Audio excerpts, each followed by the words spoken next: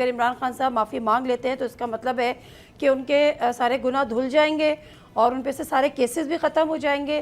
تو اس کا تو مطلب ہے کہ کیسز جو ہیں وہ ڈیپینڈ یہ کرتا ہے یا سبجیکٹ ٹو معافی ہیں. جس دن معافی مانگ لی اس دن وہ بے گناہ قرار پائیں گے.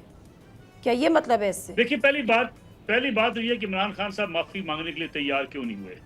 مسئلہ یہ ہے کہ عمران خان صاحب کو بھی اس بات کا پتہ ہے کہ وہ معافی مانگ بھی لیں گے تو ان کے لیے وہ اقتدار کی سیڑھی میسر نہیں ہوگی جو 2018 میں ملی تھی.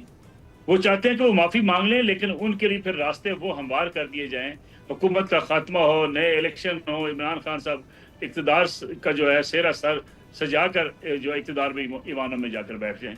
یہ مسئلہ ہے اصل عمران خان صاحب کا. پھر ان کو یہ بھی پتا ہے کہ اگر میں معافی مانگ لوں تو فوری مقدمات بھی ختم نہیں ہونے, انہیں تھرو پروسیس ختم ہونا ہے اور بہت سی چیزوں میں وہ الجھے رہیں گے.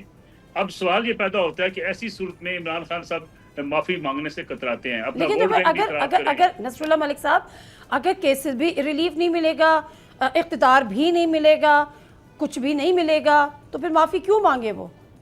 میں اس کی وجہ بتاتا ہوں. اس کی وجہ اس وقت بھی تحریک انصاف ایک دباؤ کا شکار ہے.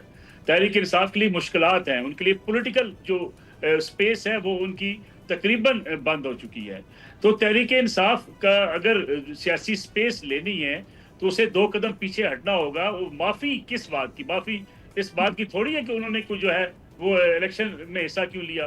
معافی اس بات کی ہے کہ جو انہوں نے ایک فوج کو, قومی سلامتی کے ادارے کو ٹارگٹ کیا, اس کے حوالے سے ذہن سازی کی, 9 مئی کے جو واقعات ہوئے اس پہ انہیں معافی مانگنی ہے.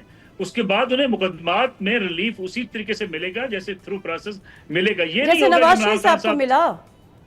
میں وہی آپ سے کہہ رہا ہوں کہ یہ پھر نہیں پاسبل کہ عمران خان صاحب معافی مانگنے کے بعد صبح جو ہے اقتدار کی ہمارے ماتھے پہ سجا جا کے ٹھیک ہے خان صاحب کو یہ بات نظر آتی ہے.